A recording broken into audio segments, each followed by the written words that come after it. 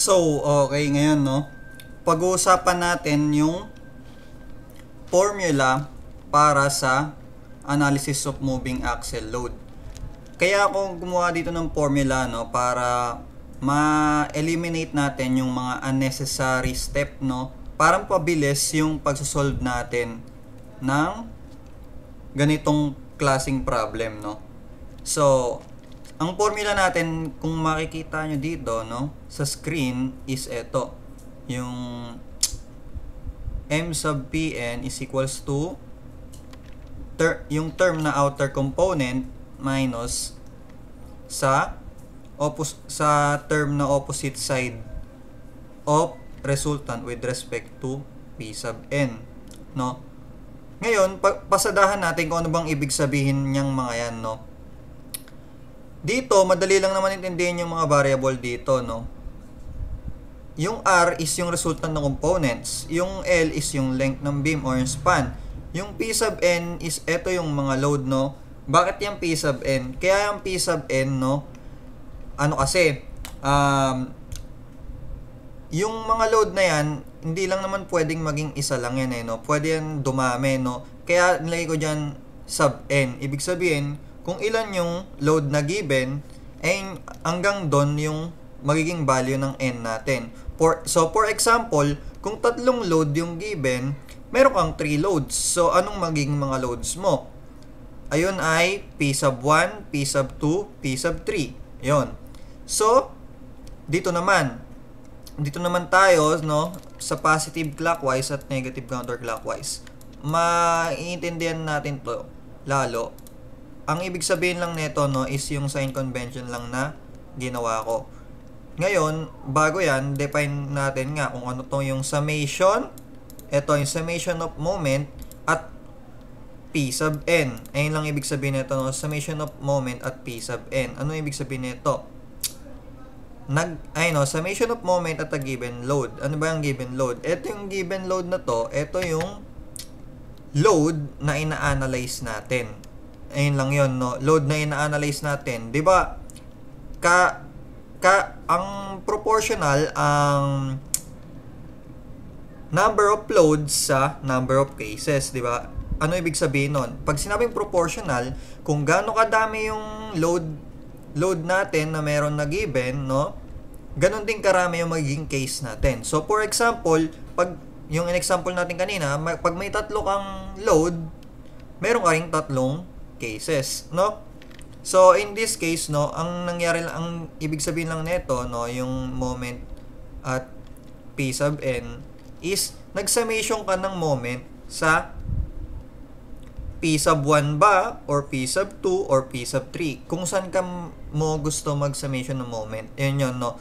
Pero, sa ano natin, no? Sa formula natin or sa process natin sa pag-solve nito, mamaya makikita natin, no? Need mo hanapin yung mga corresponding summation of moment ng mga load natin, no? Ganon. Kaya ito yun, no? Equal yan yung summation of moment at P sub n. Ito, equal siya saan?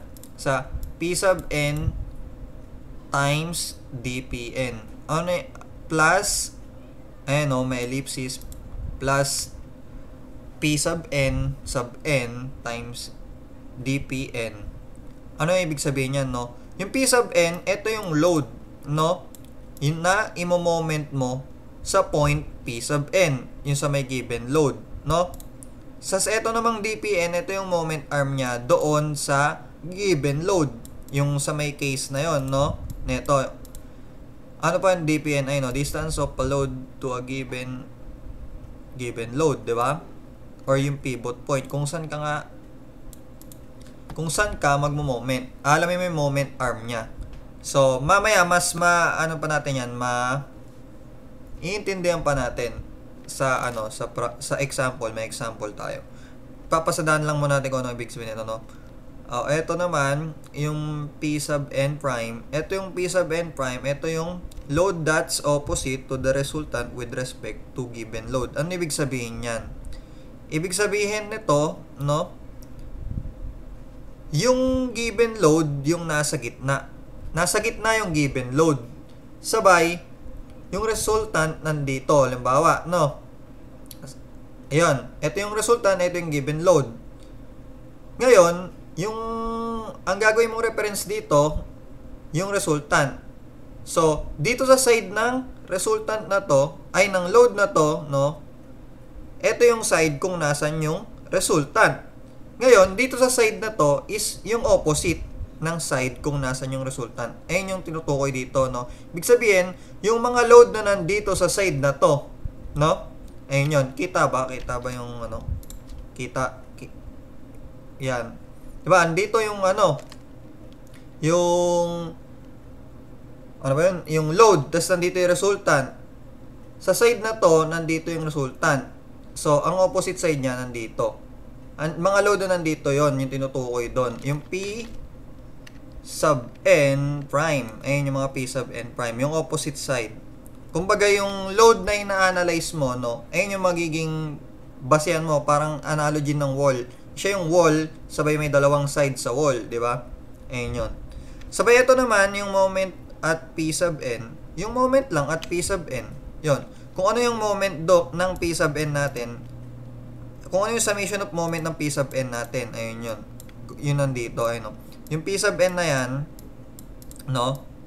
Ayun yung opposite sa side ng resultant, no? With respect sa P sub N. Yung P sub N yung ina-analyze natin na load. Yun lang yun, no?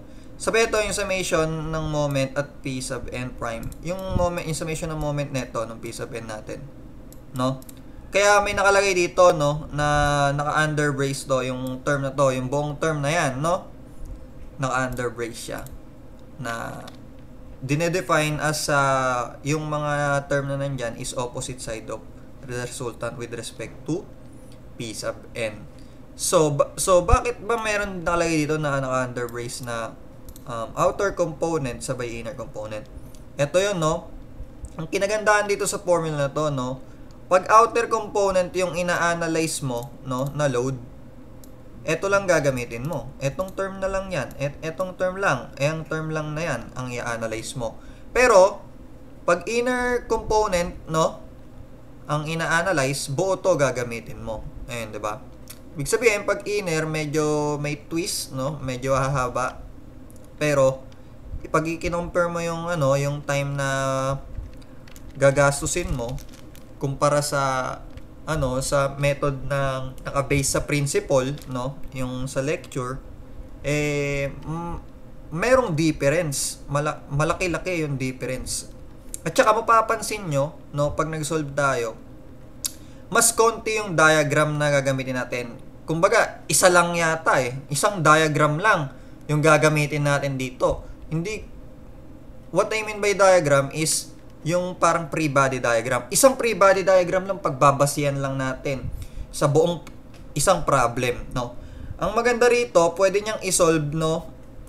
Kung kahit ilang ilang gulungan na, ilang gulong, pwede na, no? Kasi ayun nakalagay, determining moment in n case. Ibig sabihin nung n na yan, n case na yan, kung ilang case yan, halimbawa 100 case, wag naman sana, no? Siguro bibigay siguro niya ni Sir Jake mga 4 or 5, no? Ba mabigla kayo dyan. So, kakain siya ng malaking oras. Kaya, need mo na itong formula to alamin. Kasi, mapapabilis na ito yung pag-solve natin, no? So, ayan. Ito is, lang to, for finding moment at n case, no? Halimbawa, case ng P sub 1. O, yun, makukuha mo yung moment doon. Sabay, case ng P sub 2, makukuha mo yun. Ganun lang. So, yun, no, clear na dyan, no. So, dito naman, meron tayong isa pang formula. So, bale, meron ka ritong tatandaang parang isang formula, 2, 3, sabay may condition, 4. Tapos, itong pang-4 yung para sa shear max. So, eto, no, dito sa sa determining if there's a load outside the beam in n cases. Eto, no, kaya dito sinabi, take note, no, emphasize natin, no, beam in n cases. Ibig sabihin, kung gusto mo malaman yung isang load na yon, no, kung nasa labas ba ng beam yon. Minsan kasi lumalabas yung load, no, sa beam, kada case, no, minsan may lalabas yan. Etong gagamitin mong formula, no? Yan. So, kung mapapansin nyo, pareha lang din naman yung variables na ginamit dito, no? Ang naiba lang dito, may nadagdag na ano, no, yung P sub NO, no? Ano ba yung P sub NO na yan? Ito yung P sub NO, no? Ito yung load na ina-analyze mo kung outside ba siya or hindi. Kaya nakalagay lang yan P sub NO. Yung O, ibig sabihin outside yon, no? Ano ko to? Notation ko to, no? So, pwede kayo gumamit kung anong klaseng notation, or kung gusto nyo, tanggalin nyo na yung O na yan, P sub N na lang, no? Ayun lang naman yon. So, eto, ang nadagdag dito, no, may summation of moment at P sub N O, no? Ano yan? Ano lang to? Yung summation of moment lang ng ano, P sub N O. Parang ganun lang, 'di ba? So, ayun. Meron dito nakalagay condition na may same side with R, sabay may opposite side with R. Ano lang to, no? Yung parang katulad lang din dito, no? Yung condition na to, ganun lang din. Kumbaga, halimbawa, yung N case na yun, halimbawa, case 3. Sa case 3 na yun, no? Ang pagbabasihan mo na parang gagawin mong wall, no, yung boundary, no, kung para malaman mo yung dalawang side, no, kasi nga dalawang side pinag-uusapan dito, eh. May same side with, tas may opposite side, no, with R. Ibig sabihin, merong ganito, lagyan natin sa note, no, para madali. Uy, yun yung sagutan natin. So, ganito, no, halimbawa, ito yung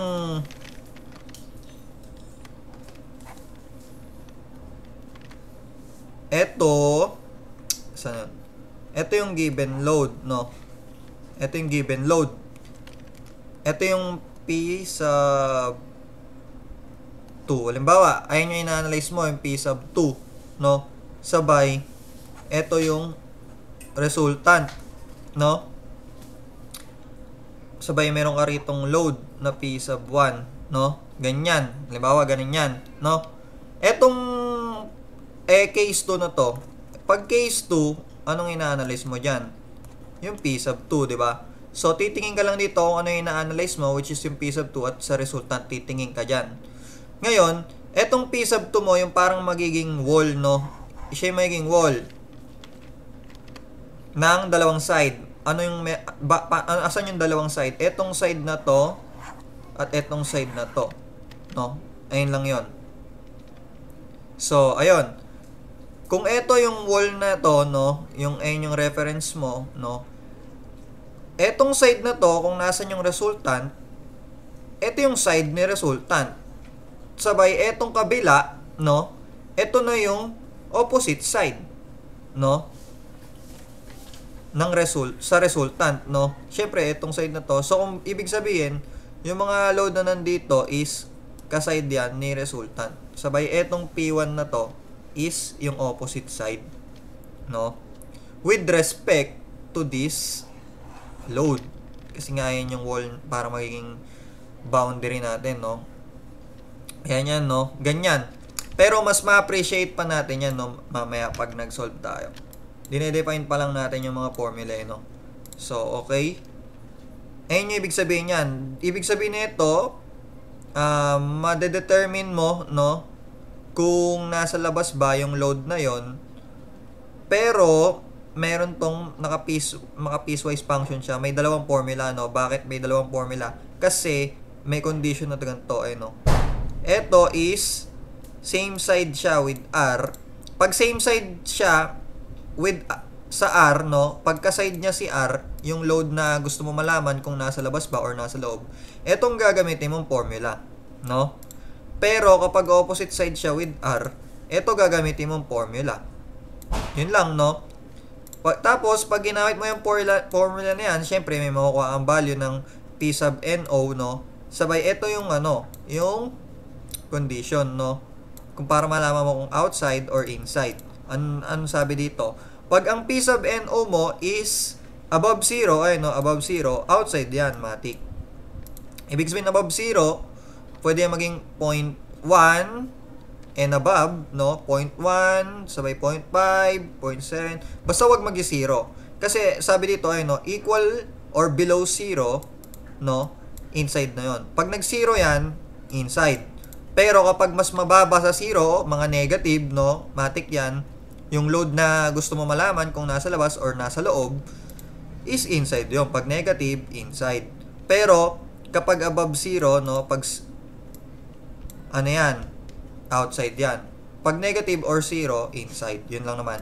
Sabay, para naman sa Mach shear, may formula tayo na Bmax is equals to R times the quantity of 1 minus summation of moment at PNL or R. Ano yan? Ano yan? Ano yung PNL or R? Ayun, may bago. Ayun lang bago dito, no?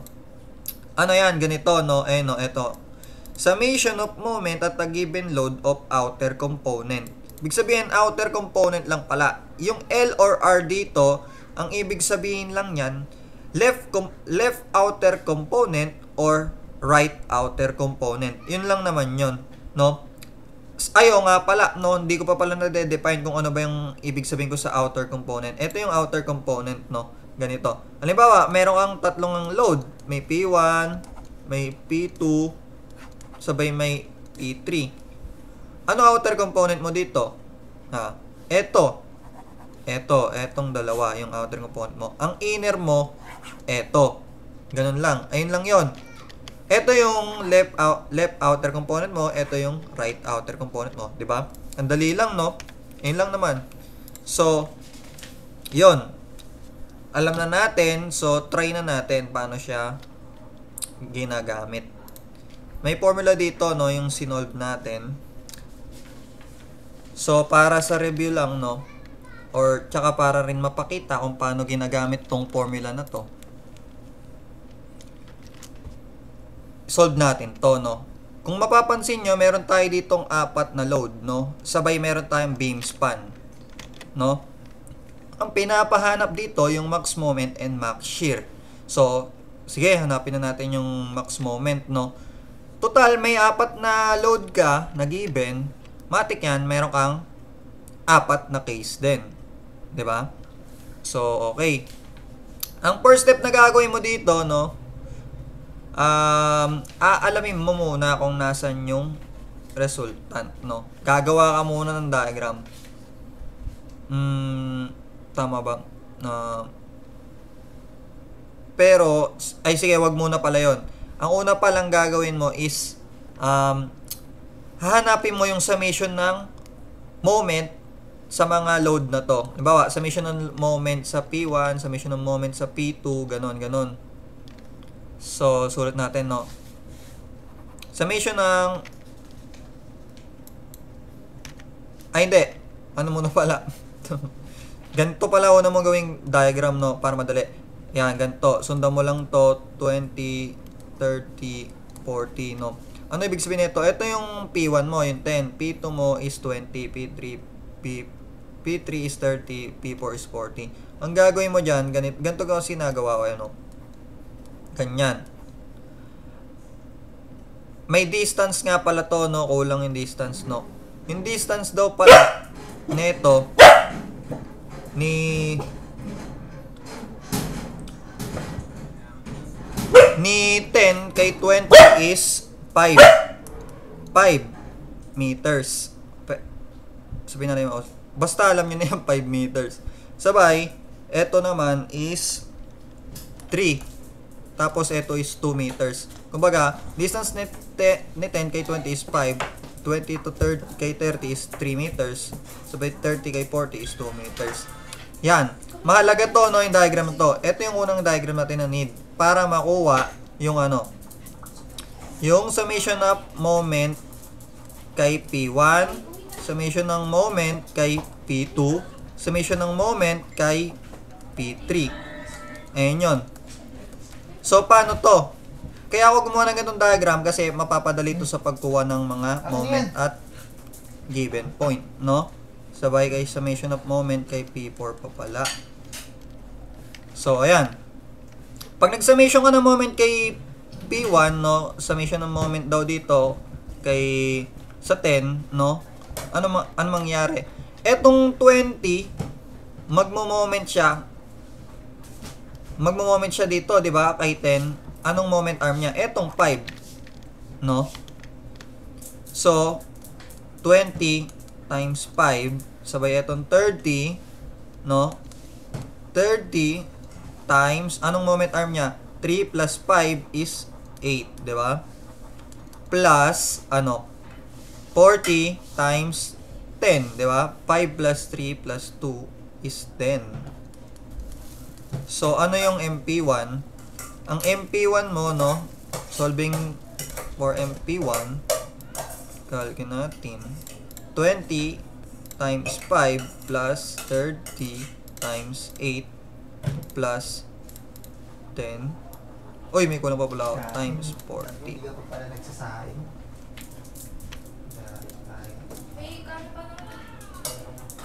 40. May kulang pa pala. Times 40 is equals to,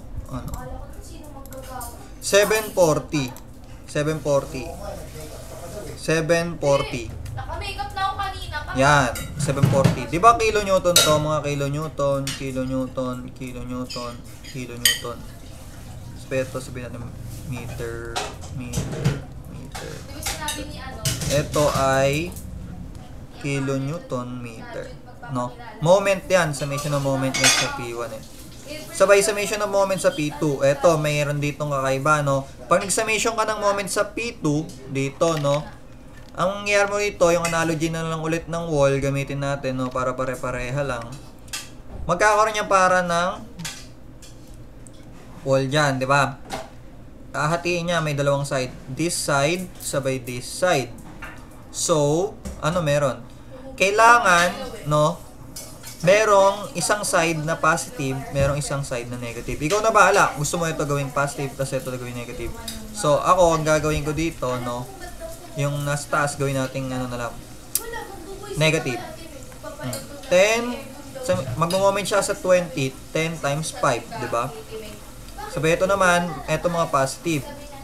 Plus 30 times 3, moment arm niya. Sabay, plus 40 times 5, di ba? Sabay, pag ganito pala, no, naka-absolute dapat. Pag inner yung ina-analyze mo, no, pag sinusolve mo yung ano, naka-absolute value yan, no. Kasi ang mangyayari dyan, sa loob, alamin mo yung difference, no, ng negative moment sabay mga positive moment, no. Tapos pagka alam mo ng difference, kung mag-negative man yan, ano mo, i-absolute mo, no. Kasi need yun sa formula natin. So, yun. Ilagay natin. Pero, yan. Negative 10 times 5 plus 30 times 3 plus 40 times 5 is equal to 240. 240 siya, no? 240 kilonewton meter. 240. Sabay dito naman sa MP3, no? Ang MP3. Uy, ako select sila lahat.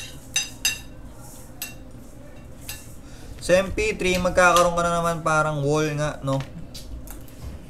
Yan. Pag nag-wall ka dyan, merong side na to.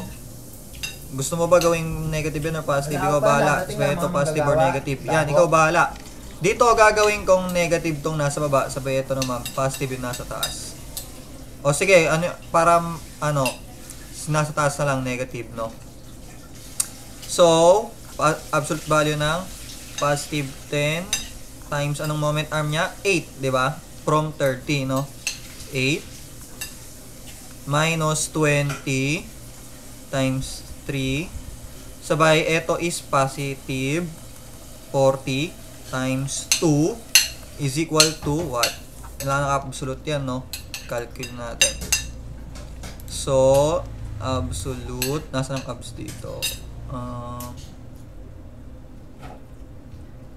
Saan ang abs dito? Absolute.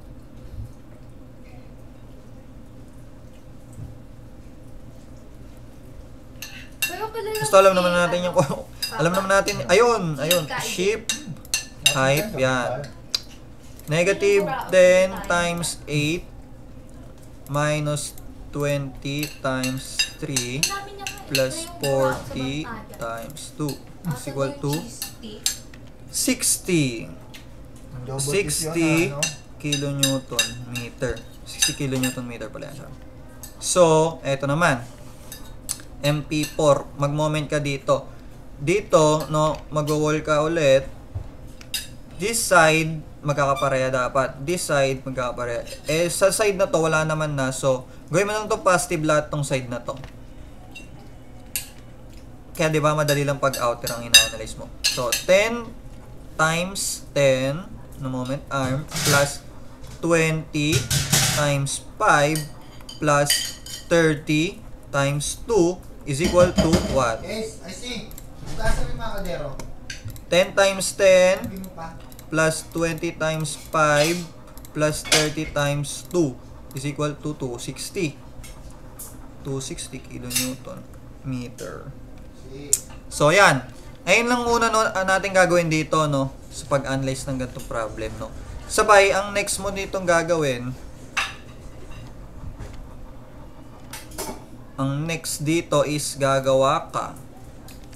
Aalamin mo kung nasaan yung resultant, kung saan banda yung resultant. So, gumawa tayo diagram. No?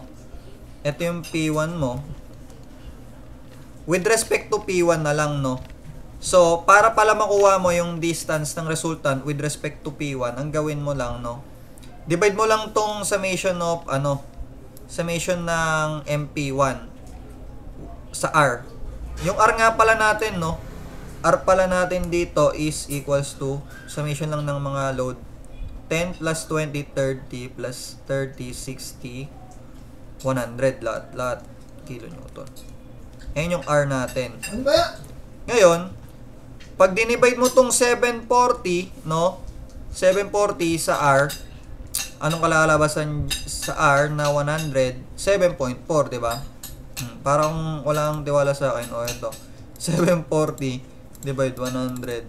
O, equal 7.4. Di ba? 7.4 pala ang distance. So, ayan. Ito pala ang R. R natin. Etong P1 pala palitan na natin. No? Ay, hindi. Wag na. Ayos na yan. Ang R natin na ito. Meron siyang distance na 7.4. Sabay, ang P2 natin, merong, with respect to P1, ang distance niya is 5, di ba? So, mga around here, P2. Sabay, sa P2, may distance yung P3 natin na 3 meter.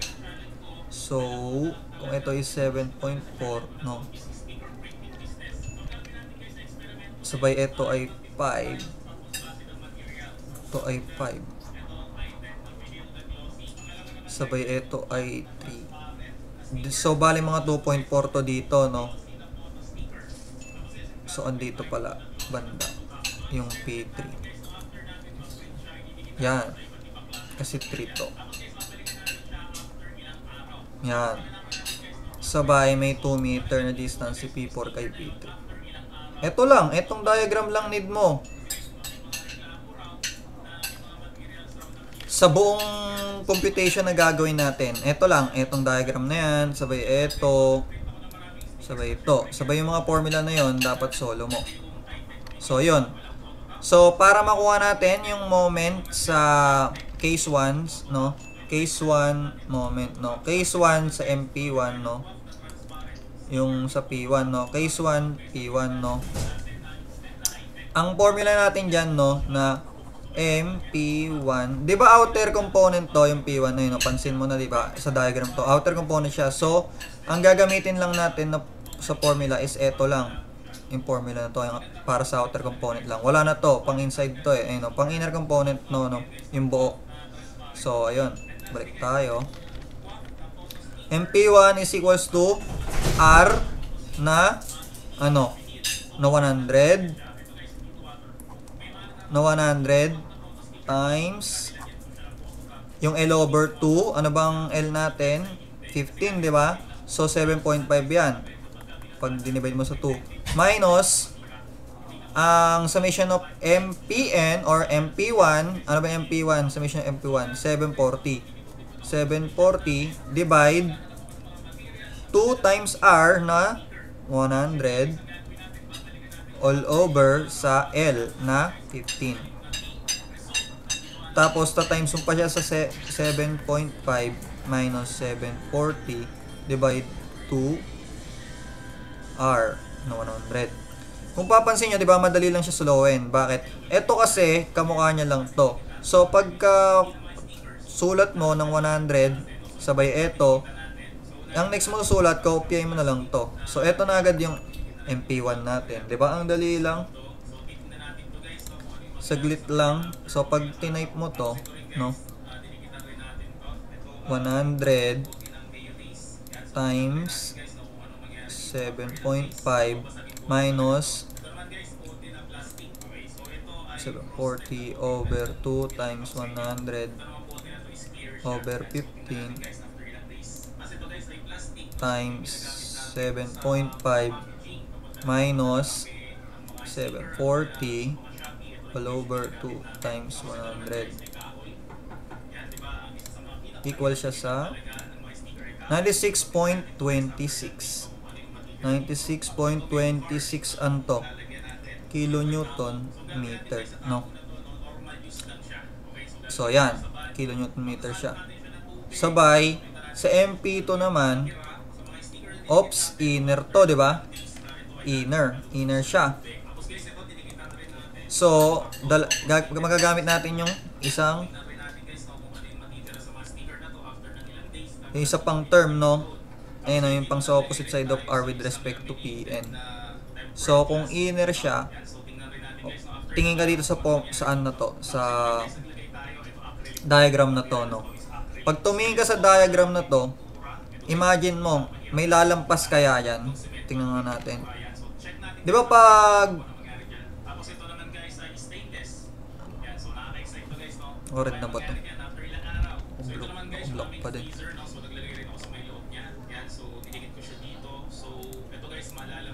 Di ba kapag sa P2 kailangan nasa center line siya ni etong red na drawing ko, ito yung center line, di ba? Sa tingin mo, kung nandito yung center line, sino kaya ang may pinakamalayo? Yung P1 ba o yung P4? Ito 7.4. Ito 5 lang. Siyempre ito pinakamalayo, yung P1, no? So, ang tendency baka lumampas to. Kung gusto mo i-check kung lalampas ba to, no, ito may pinamataas na risk na lumampas sa beam, no,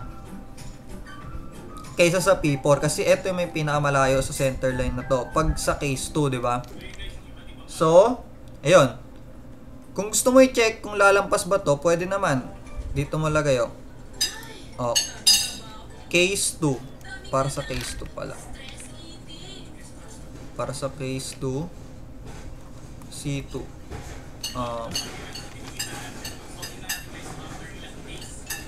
Sa case 2, pwede mong i-check, no, yung P1, no. Bakit P1 yan? Yung P1 kasi gusto mo malaman kung lalabas pa siya sa case 2, no. P10 is equal to, what?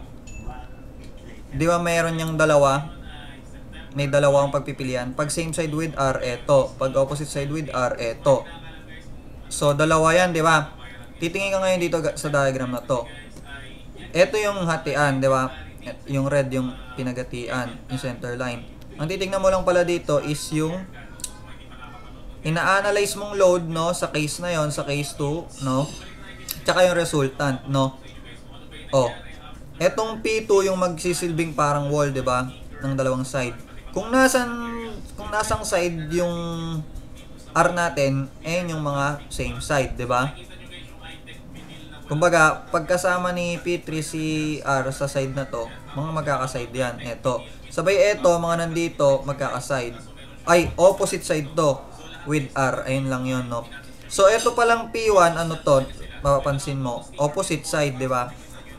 Ng R, no, with respect to P2. Ayun lang 'yon. So, ang gagamitin natin ditong formula sa dalawa, no, yung ito, yung opposite side with R. Etong formula na yan. So, gamitin na natin. Compute natin, titignan natin noon lalabas. Ang formula niyan is yung summation ng moment nitong load na in-analyze natin, yung P1, ano ba yun? 740. 740 over R, naka-parenthesis pa pala yan, sabay, ima-minus mo siya saan? Sa summation ng moment at yung case na ina-analyze natin, no? Summation of moment sa P2. Ano summation of moment sa P2? 240, di ba? 240. 240 all over R. Ayun yung formula, di ba? Ay, ang R pala rito is 100. 100. Sabay, ipa-plus mo siya saan? Sa summation ng moment ng case dito, which in this case, case 2, no?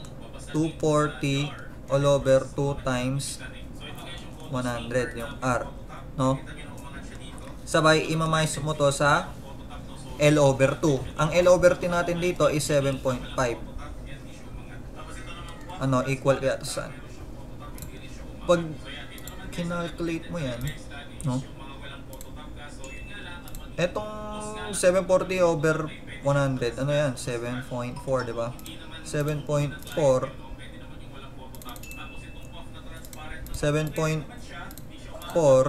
minus 2.4 plus ano nito? 240 divide 2 times 100 minus 7.5 equal siya sa negative 1.3. Ano ibig sabihin pag negative 1.3, no? Meter, no? Ano ibig sabihin pag negative 1.3?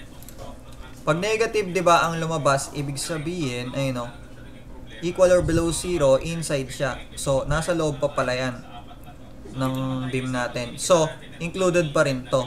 Ano mangyari pag outside? Mag-iiba yung resultant. So, magkakaroon na naman doon ng another analysis for resultant. No? So, ayun.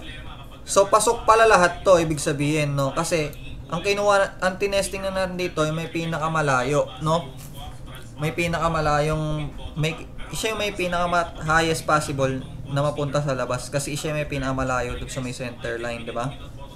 Ayun yun, no? Kumpara dito sa 4. Yung kadalasan naman dito, ang i-analyze mo lang kung lalabas or papasok sa beam is yung mga outer component kadalasan. Kasi sila may pinakamalayo naman, di ba? Yun. So, negative siya rito. So, pasok. So, lahat to i-ano natin. Kasama natin sa computation.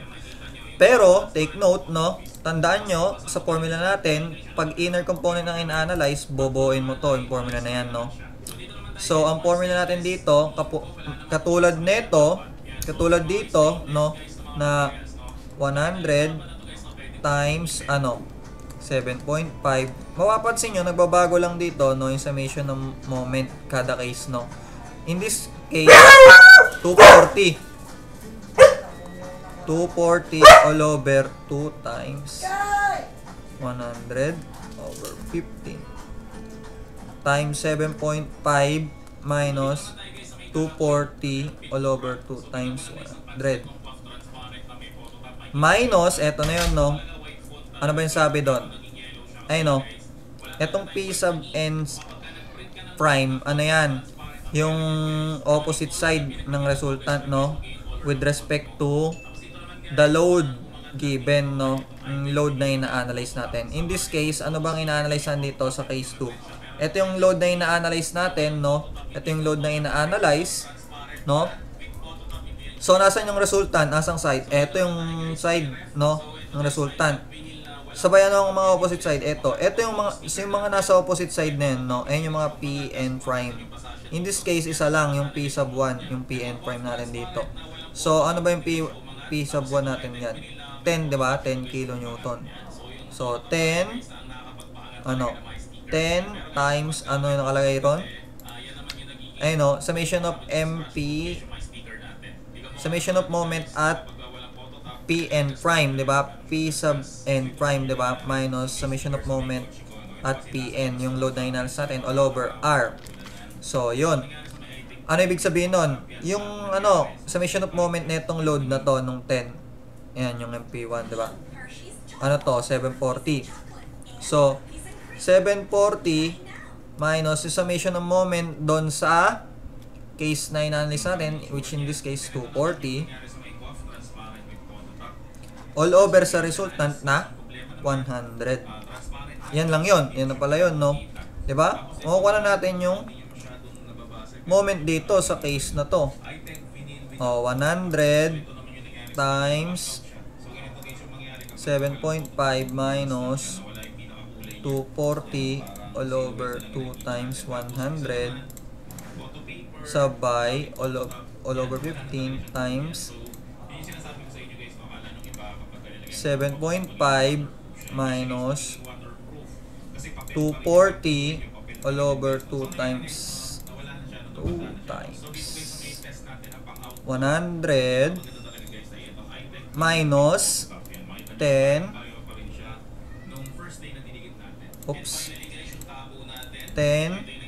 times 740 minus 240 all over 100. Ano to? 214.6 kilonewton meter. 'Di ba?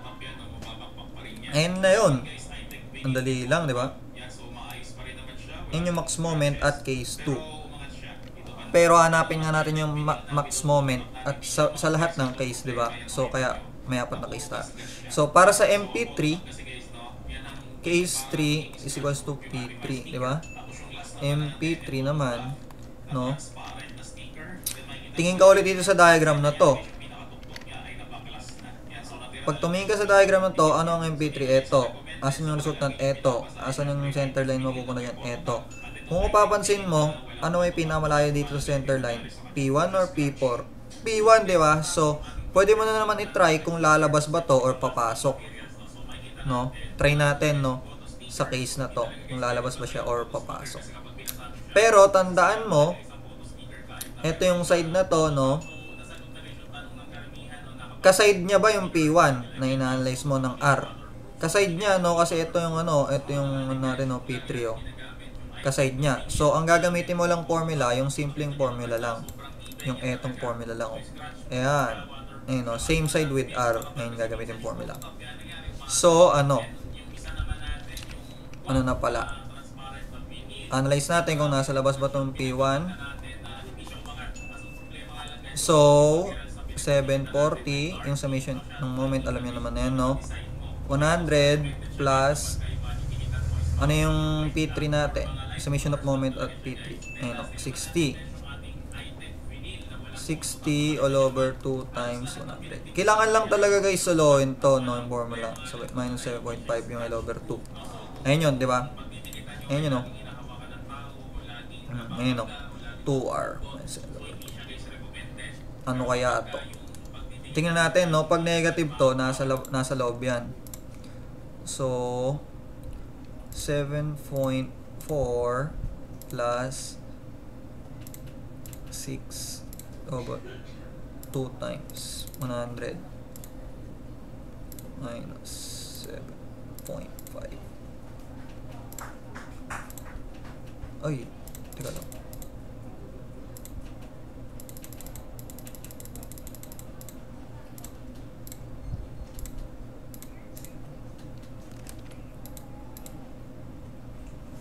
Yan. Negative point, ano ba yan?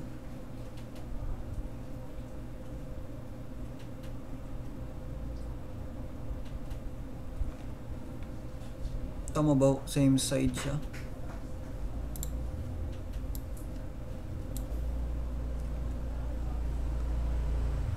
Tama, same side siya with R.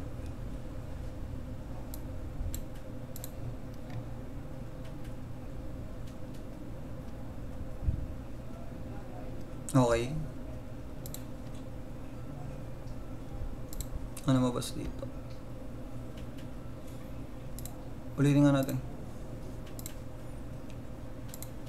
740 all over 100 plus 60 all over 2 times 100. Ayan yung R dito, no? Minus 7.5 is equal to 0.2. 0.2 pala, no? 0.2. Ibig sabihin, positive siya. Ibig sabihin, lumabas pala, no?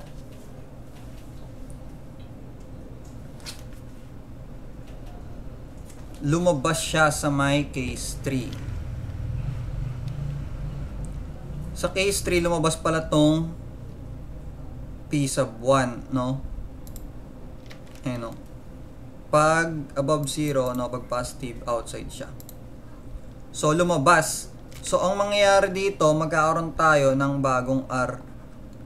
Anong R natin dito? R3, no? Kasi case 3, R3 yan. Kaya R3. Ngayon, kung may bagong R tayo, anong mawawala daw dito?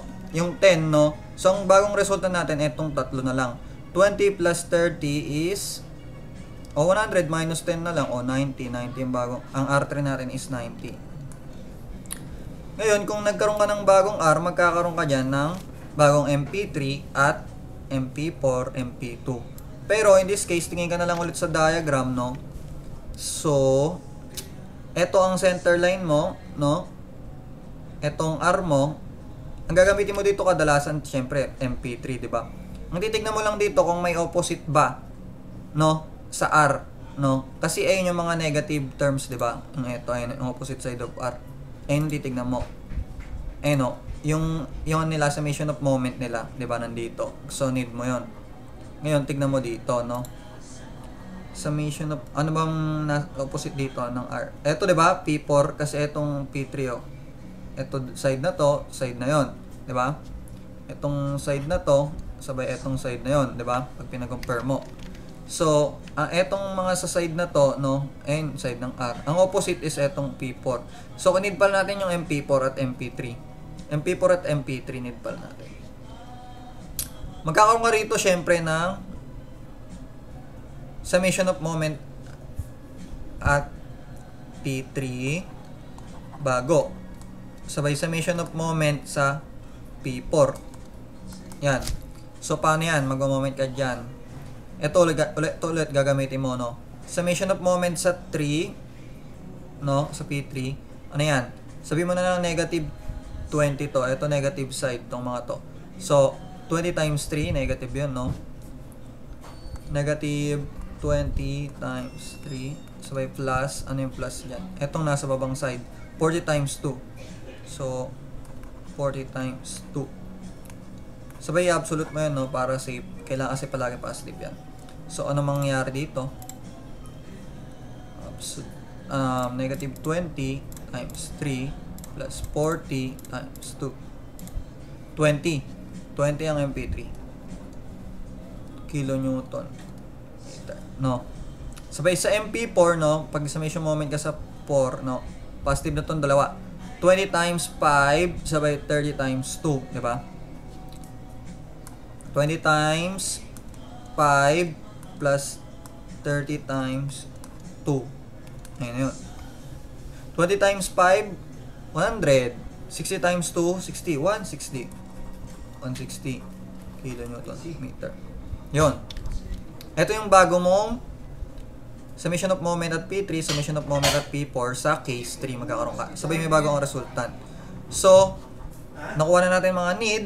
So, ang bagong mong resultant is 90. Gamitin mo yung formula, no? Sabay, 7.5 hindi magbabago yan. Minus, ano? Yung MP3 natin. Ano yung MP3 na bago? 20. 20 all over 2 times bagong resultant. Sa case na to, no? All over 15. Sabay times, 7.5 minus 20 all over 2 times 9.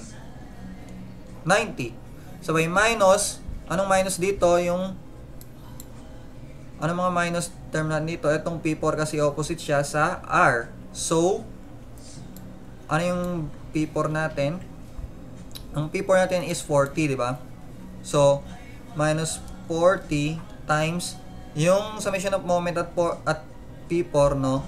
Ano yung summation of moment at P4 natin, no? Ito, 160. 160 sabay summation of moment at P3, no? At in this case, no, 20, no? All over yung resultant na 90. Sabay equal siya saan? Ayun na yun, di ba? So, 90 times 7.5 minus 20 all over 2 times 90. Sabay, all over 15, sabay times 7.5 minus 20 all over 2 times 90. Sabay, minus 40 times 160 all over natin. Minus 20 all over 90. 265.3518 kilonewton meter. Sabay sa case 4 naman, MP4, outside component siya, di ba? Tingin ko sa diagram to. Outside component siya, so in term na lang na madali, no? Outside component. Ang MP4 mo, sabay tingnan mo dito. Sa tingin mo, halimbawa, ito yung gitna, nandito yung gitna. Ito kayang P1 lalampas sa P4? Lalampas kaya siya?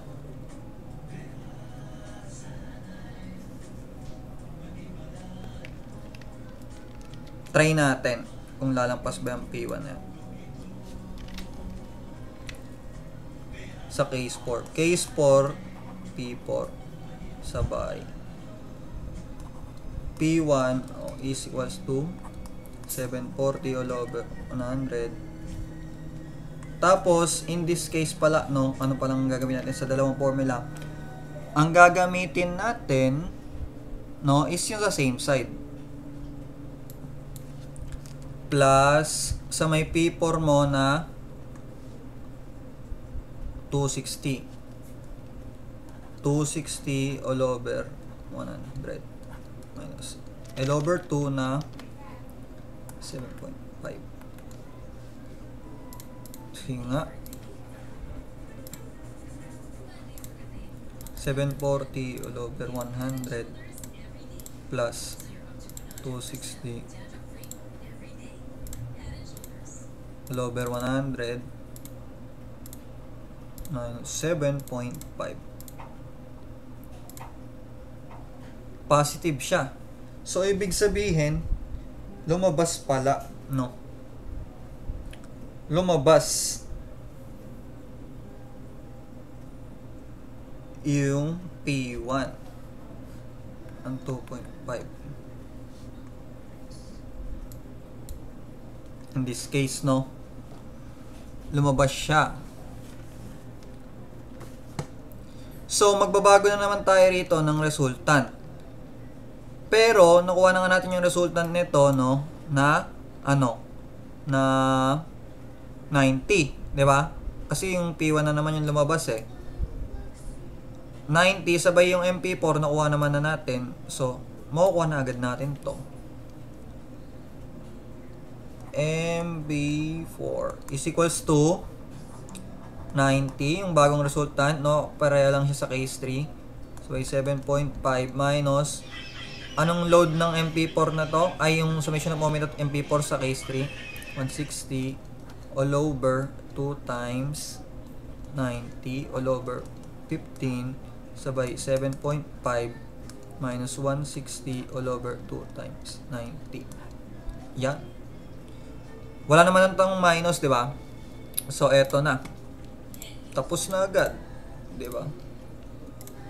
7.5 minus 160 all over 2 times 90 over 15. 7.5 minus 160 all over 2 times 90 equal siya sa 262.2407 kilonewton per meter. So, pag tinignan mo lahat ng moment sa kada case, ang pinakamalaki yung sa may 3, di ba? 265. So, ang sagot natin dito is itong max moment.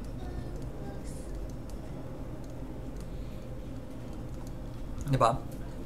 So, para sa shear naman, no? Ganito, ang formula sa shear ay ano? Shear max is equal to R times minus ano ba yun?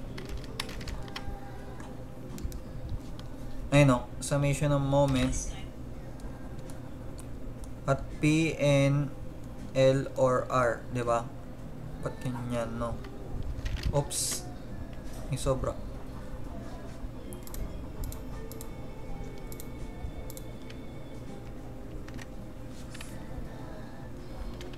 Over LR.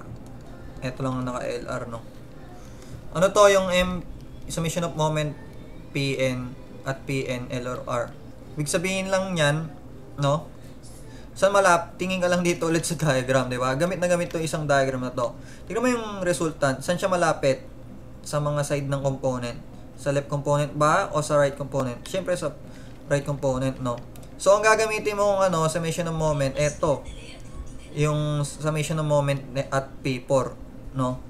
Which is 260. Ayun gagamitin mo. Ayun lang yun, di ba? Ang dali lang. So, B max is equals to, resultant to, syempre, no? May apat na load. 1 minus, yung, ano ba yun? Yung P4? 260. 260 all over 15 times yung R na 100. Diba? Equals to sa N yung max shear natin.